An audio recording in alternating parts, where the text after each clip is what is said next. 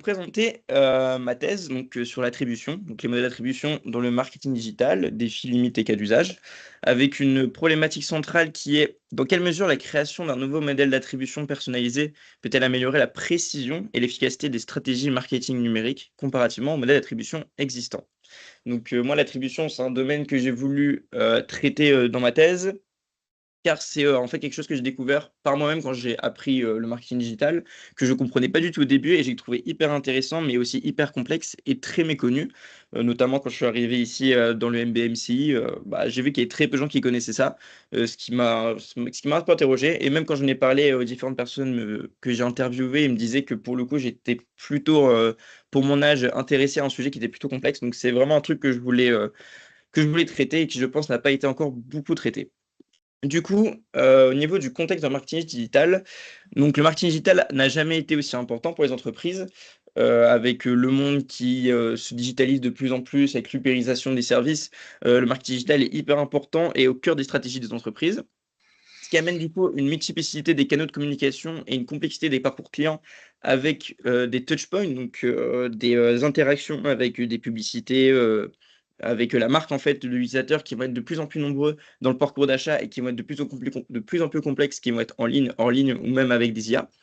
Donc il y a une nécessité pour les entreprises de comprendre quels canaux et quelles actions influencent le plus les décisions d'achat afin de mieux réorienter leur budget et avoir des retours sur investissement qui sont plus élevés. Et donc, les entreprises trouvent vraiment ça important de mesurer précisément l'efficacité de leurs actions marketing dans un environnement numérique saturé. Donc avec, en dessous un exemple de parcours d'achat très simple, très classique, mais du coup, on va voir qu'il y a, plusieurs contacts que le client va avoir avec la marque sur différentes plateformes avant de passer à une conversion.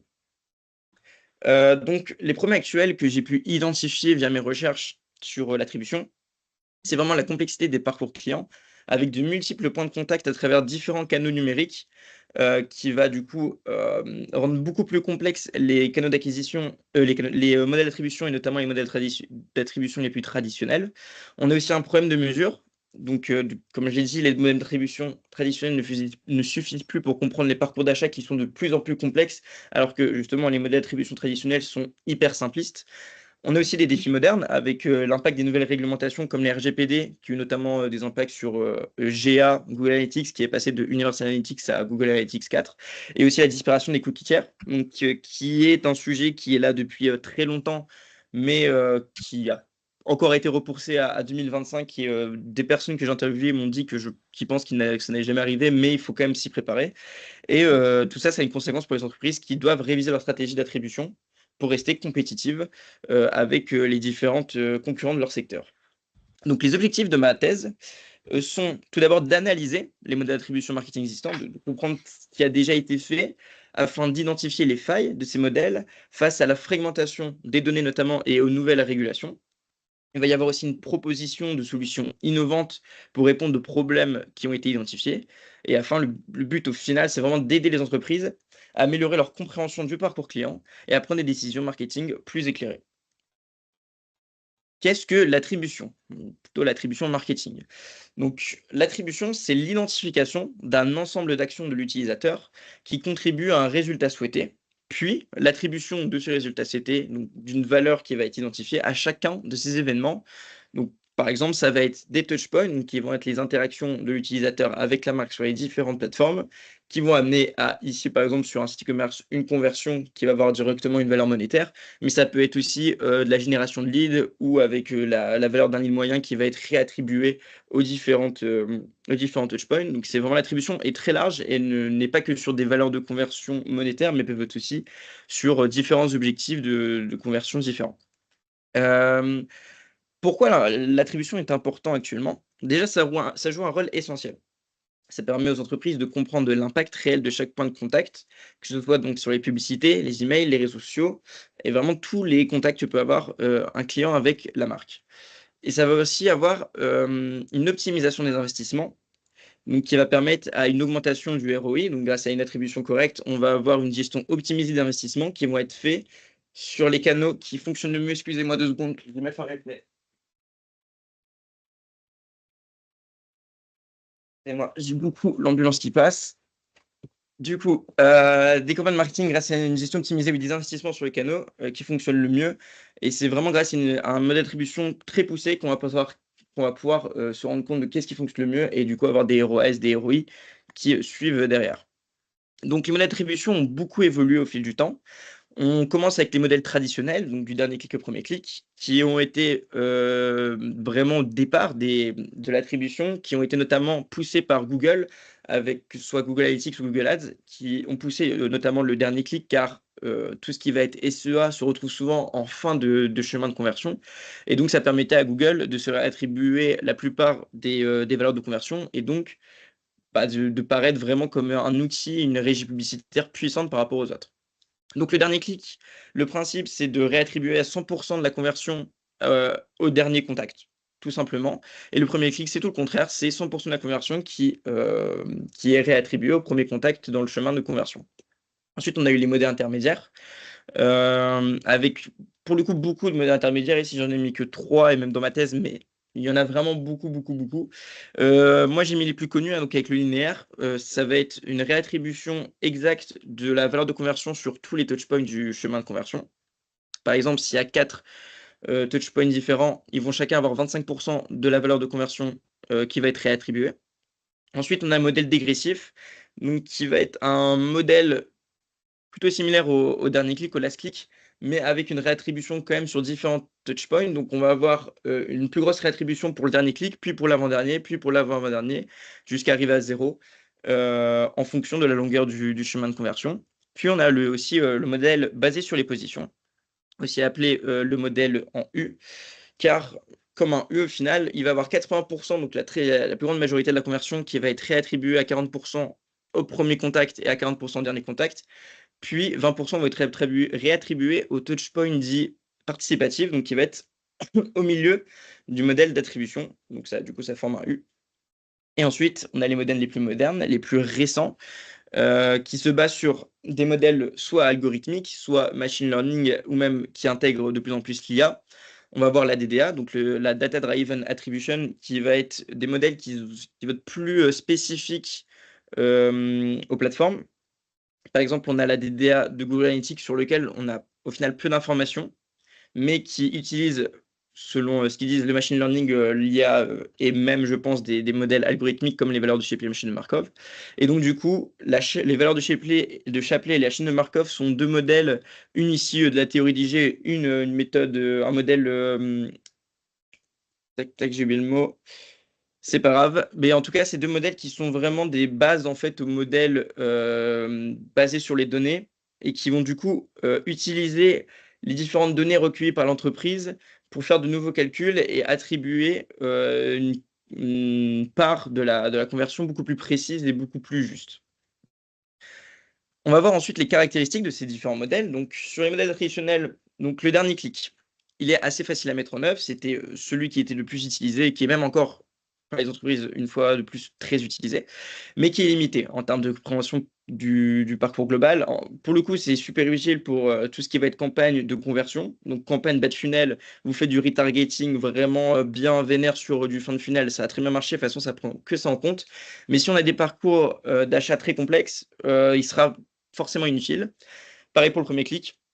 C'est utile pour comprendre le point de départ de l'intérêt, mais ça va ignorer toutes les étapes finales cruciales. Il peut être encore utile aujourd'hui. Personnellement, je l'utilisais encore un peu lors de mon alternance pour vraiment comprendre quels étaient mes points de départ. Parce qu'en fait, il ne faut pas sous-estimer les points de départ sur les chemins de conversion, car des fois, c'est grâce à ça qu'il y a tout le reste. Et du coup, si on enlève ces points de départ, on n'a plus rien, on n'a plus aucune conversion. Mais encore une fois, pour une compréhension globale du parcours d'achat, malheureusement, ça ne sera pas efficace. Ensuite, sur les modèles intermédiaires, on a le modèle linéaire, donc qui est plutôt équilibré, mais malheureusement, il ne différencie pas l'impact des interactions car il réattribue le même pourcentage aux différentes interactions. C'est une première base et des modèles un peu plus complexes, mais c'est quand même assez basique et c'est très bien pour tout ce qui est de parcours d'achat homogène. Mais si on a des parcours d'achat complexes, malheureusement, ça sera forcément erroné. Le dégressif, bah, il va refléter l'importance des interactions récentes, donc les dernières interactions dans le chemin de conversion, mais va forcément sous-estimer les premières, ce qui est aussi malheureusement rend inefficace sur des parcours d'achat complexes. Et enfin, le basé sur les positions, qui va combiner les avantages des modèles du premier et du dernier clic, mais ça va être plus complexe à mettre en œuvre, plus difficile à analyser et malheureusement, encore une fois, il y a encore des modèles plus complexes que ça et qui vont des modèles plus avancés que ça qui vont nous permettre d'avoir une vision plus proche de la réalité. Enfin, on a les modèles modernes. Donc, sans rentrer directement dans les modèles cas par cas, car c'est des modèles vraiment complexes, je pense que ça ne sert à rien de les traiter vraiment en profondeur, ça rajouterait juste de la complexité. Et même moi, il faut vraiment être mathématicien pour en comprendre certains. Mais on va voir vraiment au global leurs différentes caractéristiques. Donc, ça va permettre une précision d'attribution beaucoup plus précise, car du coup, beaucoup plus complexe et basé sur des calculs ou même du machine learning qui va améliorer la précision des insights. Donc, ces insights seront bien plus efficaces et exploitables. Donc, ça va permettre forcément une meilleure réattribution du budget, des meilleurs ROAS et une meilleure performance de l'entreprise. Cependant, ils sont vraiment beaucoup plus complexes à mettre en place. Il faut pouvoir assurer une certaine qualité des données pour l'utiliser. Il faut forcément un groupe de personnes qui, malheureusement, est dédié à ça parce que sinon, c'est vraiment hyper dur à utiliser, à contrôler. Car ça peut, s'il y a des données qui sont erronées, tout devient erroné et forcément, ça devient beaucoup plus difficile à analyser. Donc c'est beaucoup plus difficile et complexe à comprendre et analyser. Donc c'est aussi ça qu'il faut, c'est aussi pour ça qu'il faut une équipe plus vraiment dédiée à ça. Et ça peut être plus ou moins boîte noire, voire complètement pour par exemple la DDA de Google Analytics, comme dit précédemment, où il y a vraiment très peu de documentation dessus, mais moins sur des modèles algorithmiques. C'est juste en fait hyper difficile à comprendre car c'est vraiment des choses que des mathématiciens font et pas des marketeurs. Ensuite, on a la fragmentation des données. Donc, la fragmentation des données, il y a plusieurs points à ce grand problème qui est lié à l'attribution. Donc, on a la multiplicité des canaux. Aujourd'hui, un consommateur, il va interagir avec une marque à travers différents points de contact, que ce soit offline, online, ou même des points de contact nouveaux avec tout ce qui va être IA, soit les IA génératives, tout ça. On va avoir aussi la complexité croissante des parcours clients qui est liée à cette multiplicité des canaux. Donc, les parcours, ils sont plus du tout linéaires. Un client, il peut interagir avec une marque de nombreuses façons avant de convertir. Ça crée un véritable labyrinthe de données et ce labyrinthe de données va complexifier le calcul de l'attribution par les différents modèles. Ensuite, on a vraiment une fragmentation des données beaucoup plus globale, car chaque interaction va produire des données, mais elles sont fragmentées entre plusieurs systèmes que ce soit sur notre plateforme Analytics, que ce soit sur les régies publicitaires, sur notre CRM, si on pas du coup, parce qu'une CDP, ça va tout regrouper, mais par rapport à nos différentes plateformes, on va avoir des données qui vont être fragmentées et le but vraiment, ça va être d'avoir une vue unifiée et de les fusionner. Donc ça, c'est vraiment important afin du coup de fusionner ces données disparates, d'obtenir une vue globale du parcours client et ce qui est vraiment nécessaire pour une attribution qui est beaucoup plus précise. Du coup, comme dit précédemment, la disparition des cookies tiers et la RGPD pose un vrai problème dans l'enjeu de l'attribution. Déjà, qu'est-ce qu'un cookie tiers, si jamais on ne sait jamais? Cookie tiers, ça va être des données qui vont être récoltées par les sites internet et par les régies publicitaires, tout ça, pour identifier et comprendre qu'est-ce que fait l'utilisateur en fait sur ces plateformes-là ou sur ces sites-là. Elle va le stocker et elle va les redistribuer à ces différentes plateformes pour que ça soit un peu unifié, que tout le monde puisse mettre en commun et essayer de comprendre au mieux les parcours des utilisateurs, qu'est-ce qu'ils font, qu'est-ce qu'ils aiment, leurs centres d'intérêt, tout ça, ce qui aide vraiment beaucoup notamment quand on fait du marketing digital et de la publicité, pour vraiment cibler et segmenter au maximum ses utilisateurs. Malheureusement, il y a la disparition qui, bon, du coup, a été prononcée il y a très longtemps, en 2021, je crois, et qui maintenant encore été reprogrammée pour 2025. Il y a déjà 1%, je crois, des cookies tiers globales qui a été supprimé par Google Chrome, mais ça devrait arriver, même si c'est souvent repoussé. Mais en tout cas, ce changement, il va rendre le suivi des consommateurs à travers différents sites beaucoup plus difficile, ça c'est sûr. En plus de ça, on va avoir des régulations strictes, donc avec la mise en œuvre de réglementations strictes sur la protection des données personnelles comme le RGPD en Europe et le CCP en Californie, qui va vraiment imposer des contraintes aux entreprises quant à la manière dont elles collectent, stockent et utilisent des données des utilisateurs. Ça a notamment participé à la fermeture de Universal Analytics car passé par les États-Unis, donc ça pose un problème au niveau de la collecte et du traitement des données. Aujourd'hui, il y a vraiment un gros souci, enfin un souci, une grosse envie de l'Europe et même des différentes organisations mondiales de réglementer ça au maximum pour protéger l'utilisateur, mais ce qui du coup, malheureusement, embête un peu les marketeurs. Et donc tout ça, ça a un impact sur l'attribution, car ça va limiter la capacité des entreprises à suivre efficacement le parcours des consommateurs, créant un besoin urgent des nouvelles méthodes de suivi et d'attribution. Donc tout ça, c'est un impact sur les entreprises. Il va y avoir besoin de solutions alternatives, donc notamment l'usage des données first party, la personnalisation accrue, ou même des nouvelles méthodes de suivi comme les identifiants unifiés, le ciblage contextuel, qui vont devenir indispensables. On va voir ça un peu plus tard. Il y a aussi la confiance et la transparence. Donc les entreprises doivent désormais trouver un équilibre entre efficacité marketing et le respect des normes de confidentialité. Tous ceux qui travaillent dans le marketing savent à quel point c'est de plus en plus complexe. Et il y a une innovation dans l'attribution. Donc, ces enjeux poussent les entreprises à adopter des solutions plus innovantes, comme l'intégration de l'intelligence artificielle et des systèmes d'attribution plus sophistiqués pour compenser les données manquantes, ce que nous allons voir aussi un peu plus tard sur les plateformes. Donc, il existe plusieurs plateformes pour faire entre guillemets l'attribution, que ce soit des plus simples aux plus complexes. On va d'abord analyser deux grosses plateformes d'analytics qu'utilisent les entreprises. Donc, il y a Google Analytics qui est la plus utilisée de très loin par les entreprises et même des très grosses entreprises utilisent encore Google Analytics par souci de facilité, de non-compréhension des importances de l'attribution. Google Analytics possède un modèle basé sur les données, donc un modèle DDA, comme dit plus tôt, qui utilise l'apprentissage automatique pour attribuer des crédits en fonction des contributions réelles des différents points de contact. Ce qui est intéressant car il s'adapte aux comportements spécifiques des clients en analysant des volumes massifs de données. Mais il y a des limites clairement, notamment le modèle basé sur les données. Il est précis, mais il nécessite des volumes de données importants pour fonctionner efficacement. Puis il y a aussi le fait qu'il soit au mode noir. Et il y a aussi d'autres limites qu'on verra juste après, qui sont semblables à Adobe Analytics, qui, lui, pour le coup, est beaucoup plus flexible et avec une profondeur d'analyse beaucoup plus grande, avec la possibilité de vraiment de personnaliser le modèle d'attribution, ce qui est vraiment peut-être très efficace en fonction des entreprises. On a aussi un modèle basé sur les données. Ce qui est mieux par contre sur Adobe Analytics, c'est qu'on sait quels calculs sont faits dans ce modèle basé sur les données, car il est basé sur la dividende d'Arsani, qui est comment dire, qui est un sous-genre, on va dire, des valeurs de Shapley. On a ensuite une segmentation avancée sur Adobe Analytics qui permet de segmenter l'utilisateur de manière très fine, ce qui permet des insights plus précis sur les performances des campagnes, mais aussi en matière d'attribution pour vraiment segmenter les utilisateurs et voir quels sont leurs chemins de conversion à peu près préférés selon leurs différentes caractéristiques. Mais il y a aussi des limites comme la complexité accrue pour les utilisateurs non experts et les coûts plus élevés pour Google Analytics qui, du coup, ne facilitent pas la mise en place de Adobe Analytics. Ces deux plateformes étaient vraiment des plateformes d'analytics, très importantes de les différencier. Par contre, il existe des plateformes d'attribution qui sont vraiment, eux, focus là-dessus et qui sont du coup beaucoup plus experts, comme par exemple Visaly, EasyEns, Straka, Orion, DataCheck et il y en a plein d'autres. Elles prennent en compte les vues des régies publicitaires, à un point que ne prend pas en compte les plateformes d'analytics et c'est pourtant toute une facette des publicités qui est très importante. Une vue publicitaire, ça va être par exemple quand on va scroller sur Facebook, on voit une publicité, sans cliquer dessus. Facebook récupère cette vue et ensuite elle peut l'envoyer par exemple sur EasyEns qui elle va l'utiliser dans la réattribution des différentes valeurs de conversion et des conversions.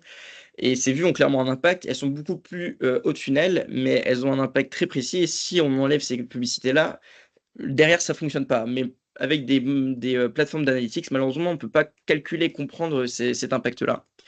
En plus de ça, elles permettent une personnalisation vraiment accrue. Des grosses entreprises vont vraiment avoir besoin de modèles d'attribution qui sont très spécifiques à leurs problématiques. Et malheureusement, il n'y a que sur, ou heureusement, je ne sais pas, il n'y a que sur ces plateformes d'attribution que c'est possible. Elles ne présentent pas de billets aussi. Ça, c'est un gros point, par exemple, sur Google Analytics, qui est plutôt connu des marketeurs, qui dit qu'en gros, Google Analytics va très clairement favoriser tout ce qui va être Google Ads dans l'attribution des valeurs de conversion. Par exemple, moi, dans mon entreprise Flunch, je sais que tout ce qui était SIA et Performance Max était bien plus mis en avant que par exemple ce qui était display, SMA, tout ça, parce que Google va forcément plus mettre en avant ses produits. Elles sont par contre plus coûteuses et leur mise en place est beaucoup plus difficile. Donc là, on va voir, en plus des problèmes déjà vus à travers mon analyse, j'ai effectué des interviews avec trois experts, entre guillemets, dont deux beaucoup plus sur l'attribution, qui m'ont permis de voir, d'avoir de nouveaux points de vue et de voir de nouveaux problèmes qui sont actuels sur les entreprises ou sur les agences. Donc là, par exemple, c'est un problème qui est plus agence-centrique, mais qui du coup, in fine, aussi un problème dans les entreprises. C'est vraiment un manque de maturité qu'il y a. Donc il y a beaucoup d'entreprises, notamment même des grandes, qui utilisent encore des modèles d'attribution simples comme le last click, en gros le dernier clic, que ce soit par choix stratégique ou par contrainte politique ou organisationnelle. On verra ça un peu plus tard. Mais en tout cas, il y a un manque de maturité qui se traduit par une évaluation incomplète des contributions des différents canaux et qui, du coup, s'ils utilisent que le last click, va prendre que les touchpoints qui sont vraiment très conversationnels, qui sont très conversion-centriques, mais qui va délaisser tout ce qui va être plus haut de funnel. On a notamment Nicolas Durand-Sarvoin, qui est responsable acquisition chez l'agence Vaisseau, qui indique que la plupart des clients n'ont pas encore la maturité pour passer à des méthodes d'attribution plus sophistiquées. Beaucoup se contentent du last click parce qu'il est plus simple et cause moins de conflits internes, mais ça pose vraiment un très gros problème, surtout quand des agences avec une telle expertise vont dans ces entreprises-là, elles comprennent qu'il y a vraiment un problème et que ça peut être bien plus amélioré. Et donc, ces entreprises ratent l'occasion d'optimiser leur budget marketing en négligeant l'importance des canaux situés en amont du parcours client, comme les réseaux sociaux ou le display, mais il y en a d'autres, et qui jouent un rôle clé dans la notoriété et la conversion indirecte. Autre problème, qui était aussi un peu vu plus tôt, mais qui m'a été souvent répété durant les interviews, c'est l'opacité des modèles basés sur l'intelligence artificielle. Le problème, en gros, c'est que les modèles basés sur l'IA, comme ceux utilisant les valeurs de Shapley ou la chaîne de Markov, sont perçus comme des boîtes noires, ce qui signifie que même si les résultats peuvent être précis, ils ne sont pas toujours compréhensibles pour les marketeurs, ce qui est problématique pour même la compréhension des supérieurs, qui vont du coup avoir plus de mal à mettre en place ces modèles. Joseph Boisson en parle, hein, il dit clairement que l'un des problèmes avec ces modèles, c'est qu'on ne sait pas vraiment comment c'est calculé. On obtient des résultats, mais sans transparence sur le processus, ce qui crée des billets et une certaine méfiance. Donc l'absence de transparence empêche les équipes marketing de justifier les résultats fournis par ces modèles et rend, comme dit plus tôt, rend plus difficile la prise des décisions éclairées. Et cela peut également entraîner une mauvaise attribution du budget marketing à certains canaux surévalués, ce qui est peut-être vraiment totalement catastrophique pour une entreprise, surtout des grandes entreprises avec des très gros budgets qui peuvent vraiment perdre beaucoup de budget en très peu de temps à cause d'un mauvais calcul et d'un manque de transparence. Ensuite, on a la fragmentation des données et en silos organisationnels. Donc, au sein des entreprises, il existe souvent des silos entre les équipes marketing, communication, vente, ce qui complique l'adoption de modèles d'attribution avancés et intégrés. Parce qu'en fait, chaque département a des objectifs différents, des budgets distincts. Chacun veut réussir à atteindre son objectif et du coup va utiliser des métriques qui sont propres à eux, ce qui va entraîner une fragmentation des données et ce qui va rendre difficile une vision globale du parcours client. Pour être par exemple beaucoup plus clair là-dessus, par exemple, l'équipe marque communication qui va être plus haut tunnel va utiliser des modèles, par exemple first click, qui vont du coup donner de la contribution beaucoup plus au touchpoint au tunnel, tandis que les équipes vente, par exemple, qui sont vraiment basées sur la vente, eux vont utiliser du last click. Ce qui fait que les deux équipes vont avoir de très bons résultats, mais au final, quand on remet ensemble, il y en a forcément une des deux, voire les deux, qui ont des données qui sont erronées, et une des deux équipes est beaucoup moins performante que ce qu'elle indique. Nicolas en parle, il dit que le marketing est dépendant de la communication et vice versa, mais les équipes fonctionnent en silo avec des budgets et des objectifs distincts, ce qui nuit, à la synergie et ce qui nuit à un bon fonctionnement d'entreprise dans, la répartition des budgets et cetera. Et du coup, sans collaboration et sans centralisation des données, les entreprises ne peuvent pas obtenir une vue unifiée du parcours client, ce qui fausse l'attribution et mène à des décisions marketing non optimisées avec une mauvaise allocation des ressources. Nous allons passer du coup aux solutions, pour les entreprises, qui vont répondre à ces problèmes. Tout d'abord, au niveau de la fragmentation des données entre plusieurs systèmes qui rendent difficile l'obtention de vue globale du parcours client, bah, la solution que j'ai trouvée, c'est vraiment l'attribution unifiée, mais vraiment à un très haut niveau, parce qu'on en a déjà parlé, mais là, c'est vraiment un très très haut niveau, qui va être du coup une approche qui consiste à regrouper et centraliser les données provenant de tous les canaux de marketing, que ce soit en ligne, hors ligne, ce qui est d'ailleurs une tâche plutôt difficile, afin d'obtenir une vue d'ensemble cohérente du parcours client. Comment les entreprises peuvent implémenter ça? Il va y avoir une intégration des systèmes de données. Donc, les entreprises doivent connecter leur système CRM, outils analytiques et plateformes publicitaires pour partager les données. Ça peut être notamment fait via des CDP ou toute autre plateforme, ou même des plateformes comme EasyEns, tout ça, qui peuvent proposer ce genre de choses. Et le but, c'est de consolider les données, donc de fusionner les données de toutes les sources pour éviter des doublons, des lacunes et garantir une attribution précise. Notamment que les modèles d'attribution ont besoin de toutes les infos pour calculer au mieux quel touchpoint impacte le plus une conversion. Donc cette attribution unifiée permet de comprendre avec précision le rôle de chaque canal et de chaque point de contact dans la conversion finale, améliorant ainsi l'efficacité des décisions marketing. Ensuite, on va avoir le problème, des modèles d'attribution traditionnels qui ne capturent pas la complexité des parcours clients modernes, qui sont souvent basés sur des règles statiques et qui ne prennent pas en compte des interactions dynamiques. Donc le but là, ça va être, d'utiliser des modèles basés sur l'IA, qui permettent d'analyser les données en temps réel et de comprendre les contributions variables de chaque point de contact à la conversion.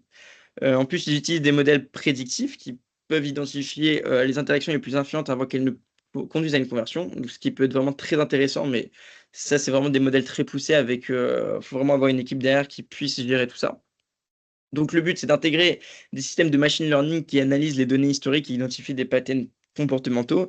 Et vraiment une chose qu'il faut mettre en avant, je pense, c'est l'utiliser l'IA, mais en plus de modèles comme les valeurs de Shapley ou les chaînes de Markov, vraiment faire un travail de synergie entre les deux pour calculer la contribution exacte de chaque point de contact. Donc notamment grâce au calcul des valeurs de Shapley ou chaînes de Markov, qui sont vraiment des modèles très avancés, d'IA très bien poussés, mais en plus en traitant les problématiques spécifiques entreprises grâce à l'IA qui va permettre de comprendre les problématiques des entreprises et de venir aux besoins et de du coup modifier un peu les calculs petit à petit pour aller sur quelque chose de vraiment parfait pour l'entreprise. Et donc l'IA va permettre d'offrir va offrir une attribution beaucoup plus précise et dynamique en s'adaptant en temps réel aux changements dans les parcours clients, ce qui permet aussi d'optimiser les campagnes de manière proactive.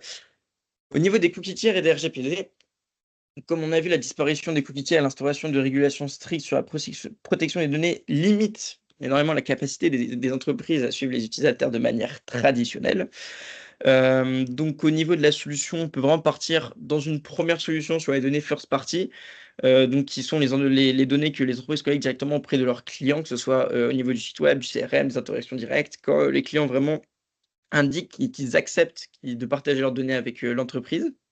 Ces données sont non seulement plus précises, mais aussi moins affectées par les restrictions réglementaires, puisque leur collecte repose sur le consentement explicite des utilisateurs. Donc, clairement, toutes les réglementations ne peuvent rien faire contre des données first party, ce qui vraiment rend efficaces ces données, mais par contre, elles sont beaucoup plus difficiles à collecter. En autre alternative, on a aussi les identifiants unifiés. Donc, qui va être un suivi des utilisateurs à travers plusieurs sites et plateformes tout en respectant leur anonymat, notamment avec des modèles de cryptage SAH 205, je crois que c'est le dernier modèle de cryptage utilisé actuellement, qui va être envoyé, que ce soit aux régies publicitaires sur notre site, pour faire vraiment le lien et du coup avoir une alternative aux cookies tiers. On a le ciblage contextuel, donc l'affichage de publicité basé sur le contenu des pages visitées, sans utiliser de cookies pour suivre les comportements des utilisateurs. Donc là, c'est vraiment une approche qui va être différente et un peu à l'envers qui est de l'utilisation, enfin que l'utilisation actuelle des ciblages, actuels sur les régies publicitaires. Et on a aussi les solutions API, donc ça va être, le but, c'est d'utiliser les API des régies publicitaires afin de continuer à collecter des données, tout en respectant les régulations avec, notamment le RGPD. Et du coup, en s'appuyant sur ces données first party et ces différentes alternatives, les entreprises peuvent continuer à suivre efficacement leurs clients tout en respectant les nouvelles régulations et en renforçant la confiance des consommateurs. Ensuite, on a vu du coup, qu'il y avait vraiment un manque de maturité des entreprises pour adopter des modèles d'attribution avancés, comme on avait vu dans les interviews. Donc la solution à ça, ça va vraiment être une éducation continue des entreprises sur ce sujet pour vraiment qu'ils comprennent l'importance d'attribution. Ça va passer par la formation continue des équipes marketing et des CMO pour comprendre les avantages des modèles d'attribution avancés malgré leur complexité de mise en œuvre. Et ça va passer notamment par une adoption progressive des modèles, en commençant par des solutions simples comme les modèles last click et des plateformes analytics qui sont utilisées actuellement par les entreprises. Et ça va évoluer vers des modèles personnalisés plus avancés et des plateformes plus avancées. Donc par exemple, une entreprise peut commencer par du Google Analytics GA4 classique, puis va passer à des outils plus complexes comme Lorian ou Visali petit à petit, avec notamment leurs versions gratuites qui sont disponibles. Et afin de voir en fait les premiers résultats, comprendre comment ça fonctionne, prendre la maturité et ensuite passer complètement, là-dedans, mais du coup avec des coûts plus élevés. Comment l'implémenter? Donc ça va être via des sessions de formation et d'ateliers, pour les équipes marketing et décideurs, afin de les éduquer sur les modèles d'attribution et leurs importances. Ça va être l'utilisation de modules de formation interne ou de consultants externes. On va aussi passer par l'adoption progressive en définissant une feuille de route claire, ce qui est pour le coup très, très important d'avoir une feuille de route claire, de bien noter les choses pour vraiment le suivre, parce que sinon c'est complexe, les gens vont délaisser tout ça. Donc ça va être commencer par des solutions simples comme Google Analytics comme vu précédemment et introduire progressivement des modèles plus complexes basés notamment sur l'intelligence artificielle, mais aussi, sur les modèles algorithmiques. Hem Ça va passer aussi par des pilotes ou des projets pilotes, donc ça va être de tester des nouveaux modèles sur des campagnes spécifiques, vraiment faire, des campagnes centriques sur certaines campagnes, avant de les étendre à toute organisation, afin de voir, de comprendre comment ça fonctionne et de voir quel est le plus optimisé, pour l'entreprise. Et ça va passer aussi par la mesure des résultats. Donc, le but, c'est de montrer en gros les gains potentiels à chaque étape pour convaincre les décideurs d'investir dans les outils les plus avancés parce que c'est un des plus gros freins à l'adoption des modèles plus avancés, c'est le coût et les ressources humaines pour gérer tout ça. Et du coup, en avantage, on va avoir une meilleure compréhension de l'importance de l'attribution pour optimiser les stratégies marketing, maximiser le ROI. Clairement, on me l'a dit plusieurs fois, mais dans le futur, si on n'a pas de modèle d'attribution avancé et qu'on est sur des domaines, des milieux vraiment très concurrentiels, si on fait de la pub, on va se faire bouffer si on utilise des modèles simplistes. Clairement, parce que les concurrents auront une longueur d'avance que vous n'aurez pas, et ça va forcément poser problème. Ensuite, on va avoir des décisions plus informées, des campagnes marketing mieux ajustées, des budgets mieux alloués en fonction des résultats des modèles avancés, puis une montée en compétences des équipes avec une amélioration des compétences internes sur les outils d'analyse et d'attribution. Ensuite, sur l'opacité des modèles d'attribution, donc tout le problème qu'il va y avoir des boîtes noires sur les modèles IA qui vont manquer de transparence et ce qui rend difficile du coup leur compréhension pour les équipes marketing. Solution, avoir des ajustements itératifs pour améliorer la compréhension des modèles IA. Les résultats doivent être ajustés et testés de manière progressive afin de mieux comprendre comment l'attribution est calculée. Faire petit à petit, c'est hyper efficace. Ensuite, on va avoir l'intégration de solutions explicatives qui va permettre de décomposer les résultats générés par les modèles IA. Ces outils fournissent des explications claires sur l'attribution des canaux pour éviter les biais et vraiment expliquer en fait comment c'est calculé pour vraiment que les équipes marketing qui utilisent ces modèles puissent déjà comprendre eux-mêmes, comprendre leurs résultats et aussi mieux les expliquer aux personnes plus en haut d'eux afin que ça continue de progresser là-dessus. Et on va voir l'utilisation de modèles hybrides, combiner des modèles plus simples et des modèles IA avancés pour assurer la compréhension et la précision. Comment implémenter ça? Vous allez me dire, c'est hyper simple. On va utiliser des outils d'IA explicatives. Donc, le but, en gros, ça va être intégrer des outils d'intelligence artificielle qui offrent des visualisations transparentes des résultats d'attribution, comme des modèles IA de Google, donc des DA ou Visali, qui sont plutôt complexes à comprendre. Donc, ça pourrait passer par ChatGPT ou Mistral, si on est plus français, ou n'importe quelle IA générative qui va vraiment être là dans le but de comprendre, plus de faire comprendre aux personnes et puis même si on discute avec elles, leur faire comprendre aussi quels sont nos problèmes dans l'entreprise, quelles sont nos problématiques et aussi du coup modifier et revenir encore une fois à ce qu'on a vu avant avec l'implémentation de l'IA avec des modèles algorithmiques comme les valeurs de Shapley et la chaîne de Markov. Vraiment utiliser les bienfaits de ces modèles algorithmiques en plus de l'IA pour avoir quelque chose qui est vraiment parfait pour l'entreprise. Ça va permettre du coup notamment avec ces explications de former les équipes marketing afin de les sensibiliser les utilisateurs aux limites et aux forces des modèles IA afin qu'ils puissent mieux interpréter les résultats et avoir une validation continue des résultats, donc instaurer des points de contrôle où les équipes vérifient régulièrement la précision et la pertinence des résultats des modèles IA. En avantage, on va avoir la transparence accrue, ce qui est hyper important, avec la réduction de l'opacité des modèles IA, ce qui permet aux équipes de mieux comprendre et justifier leurs décisions. On va avoir aussi une confiance renforcée des équipes marketing qui seront plus à même de défendre les budgets et de justifier les décisions prises en fonction des données des modèles d'attribution à leurs supérieurs, ce qui est un des gros freins aussi à l'adoption de ces modèles. Et réduction des biais notamment qu'on en avait parlé avant, notamment avec Google Analytics qui mettait plus en avant ses produits, que ce soit Google Ads, Google Shopping, Google Display, etc. Donc, grâce à une explication des résultats, les modèles IA évitent les surévaluations de certains canaux, ce qui permet une attribution plus juste des conversions. Enfin, on a la fragmentation des données et des silos. Donc, comme on a vu, il y a la fragmentation des données entre différentes équipes marketing qui va en fait permettre aux équipes de justifier leurs résultats, leurs objectifs et d'avoir de très bons résultats, mais qui, d'un point de vue global, empêche d'avoir une vision unifiée et précise de l'attribution des canaux marketing. Ce qui est d'ailleurs vraiment un très gros problème que Joseph notamment m'a beaucoup indiqué et qui est vraiment un des plus gros problèmes qu'ils ont actuellement en tant qu'agence quand ils rentrent dans des entreprises. La solution à ça, ça va être la centralisation des données grâce à des plateformes comme les CDP, qui permettent de regrouper les données provenant de plusieurs sources.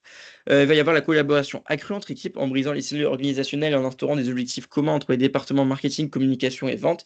En fait, il faut vraiment avoir quelque chose, une partie qui est indépendante et qui va permettre de faire ce rôle, de les mettre en commun, les objectifs, les budgets des différentes équipes.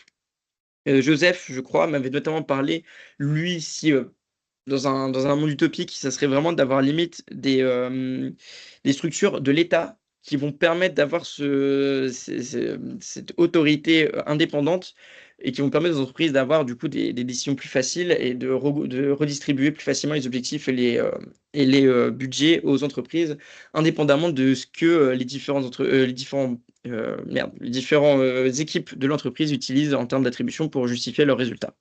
Et il va y avoir aussi l'intégration des médias traditionnels et numériques pour une attribution plus complète, incluant à la fois les canaux digitaux et les interactions physiques, comme par exemple les achats en magasin après consultation sur des sites internet. Comment l'implémenter? Donc, mise en place du TDP, déployer des technologies permettant de centraliser les données issues de différents canaux, donc c'est toujours la même chose, hein, régie publicitaire, CRM, web, mobile, et même des données offline.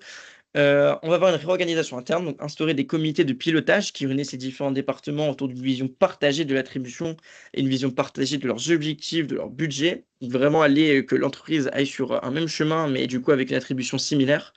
Avoir une attribution aussi omnicanal, donc intégrer des modèles qui prennent en compte à la fois les canaux numériques et les médias traditionnels pour obtenir une vue globale du parcours client et des métriques partagées. Donc le but, c'est de définir des KPI communs entre les départements pour que tous puissent suivre la même logique d'attribution et optimiser l'allocation des budgets. En avantage, on va avoir la vision unifiée du parcours client. Centraliser les données permet de mieux comprendre les contributions des différents canaux et d'optimiser les décisions budgétaires. On va voir la synergie entre les équipes grâce à une collaboration accrue entre le marketing, la vente et la communication. Ça va permettre de mieux aligner les objectifs et d'optimiser les stratégies. Et l'amélioration de l'efficacité des campagnes en analysant les contributions des différents canaux. Les entreprises peuvent mieux allouer leur budget, maximiser leur ROI et ROS, comme vu précédemment. Ensuite, petite recommandation pour les entreprises, c'est cadeau. En termes de recommandations que je vais faire aux entreprises, c'est vraiment assurer la qualité des données. Donc, parce que l'attribution marketing ne sera jamais précise si les données collectées sont incomplètes ou incorrectes.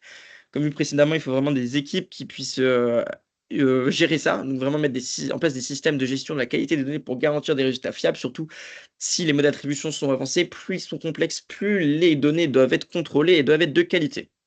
Ensuite, il faut personnaliser les modèles d'attribution, car chaque entreprise et chaque campagne est unique. C'est vraiment essentiel de personnaliser les modèles d'attribution en fonction des objectifs spécifiques d'entreprise et des comportements de ses clients, ce qui revient encore à une de mes solutions qui est d'intégrer l'IA avec des modèles algorithmiques pour essayer aussi de parler à l'IA et qu'elle comprenne quels sont les enjeux de notre entreprise. Ensuite, toujours, ça, c'est un peu le test and learn, le truc un peu classique du marketing, mais ça marche aussi ici. Tester et ajuster en continu. Ça doit être évalué régulièrement, l'attribution, et les modèles doivent être ajustés en fonction des résultats obtenus. Et cela permet de s'adapter aux changements dans les parcours clients et d'optimiser continuellement les campagnes. Et ensuite, investir dans la technologie, les talents pour tirer pleinement des parties des modèles d'attribution avancés. Les entreprises doivent investir dans des outils technologiques appropriés et des talents qualifiés, capables d'analyser et d'interpréter les données, parce que même si l'IA arrive de plus en plus sur l'attribution, certaines parties du marketing vont partir, mais de nouveaux postes vont arriver, notamment tout ce qui va être expert en données, en technologie, tout ça, pour gérer cette intégration de l'IA dans l'attribution. En termes de perspectives futures, pour une petite ouverture, on va voir moi, ce que je prévois, une montée vraiment en puissance de l'intelligence artificielle. Je pense que ça étonne personne ici, peut-être Monsieur Stopniki, mais je ne suis pas sûr. L'intelligence artificielle va continuer à jouer un rôle central dans l'attribution marketing, en améliorant la précision et en permettant des analyses en temps réel. De nombreuses entreprises automatiseront le processus d'attribution grâce à l'IA, réduisant ainsi les interventions manuelles et augmentant l'efficacité globale, même si cela amène de nouveaux problèmes, parce que si c'est trop automatisé, ça peut vite partir en vrille s'il y a un chaînon de la chaîne globale qui est erroné, il y a tout qui se pète et là pour le coup ça pose un problème. Mais ça va être de plus en plus ça, de plus en plus automatisé, ce qui va du coup faire gagner du temps aux entreprises. Et si d'autres personnes du même secteur n'ont pas ça, elles seront complètement dépassées. Ensuite, on va voir l'importance croissante des données first party liées à la disparition des cookies et aux régulations qui sont toujours plus strictes. Donc les données collectées directement auprès des consommateurs qui sont du coup first party deviendront la source principale d'informations pour le suivi des comportements et l'attribution marketing. On verra également l'émergence des partenariats de données entre plusieurs entreprises qui vont collaborer pour partager des données first party de manière anonymisée, augmentant ainsi la qualité et la quantité des informations disponibles pour l'attribution. Il faudra juste voir le cadre légal qui va sûrement évoluer avec ça, voir si ça sera autorisé ou de toute façon, ça sera forcément fait que ça soit autorisé ou pas, mais ça sera du coup forcément plus ou moins légal. Et ensuite, on a l'attribution omnicanal, avec du coup le futur d'attribution marketing qui va être forcément omnicanal. On tend vers là, vers ça. Les entreprises devront non seulement suivre les interactions numériques, mais aussi intégrer les données provenant des canaux hors ligne pour avoir une vision complète du parcours client. Et cela nécessitera des systèmes robustes capables de fusionner des données provenant de multiples canaux et sources tout en garantissant une attribution précise. Du coup, pour conclure, l'attribution marketing est plus importante que jamais pour comprendre l'efficacité des actions marketing dans un environnement digital de plus en plus complexe et fragmenté. Les modèles traditionnels, bien qu'utiles, et encore, il y en a quelques-uns qui sont vraiment plus utiles, ne suffisent plus pour capturer la richesse des parcours clients modernes. Et les modèles basés sur les données et l'intelligence artificielle apportent des solutions précises pour optimiser les campagnes marketing.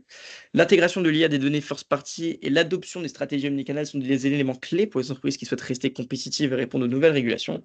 Et il est essentiel pour les entreprises d'investir dans des outils et talents capables de maximiser les résultats de leurs efforts marketing tout en respectant les enjeux croissants liés à la protection des données. J'ai pas fait des dernières scènes, merci, mais je vous remercie pour votre attention.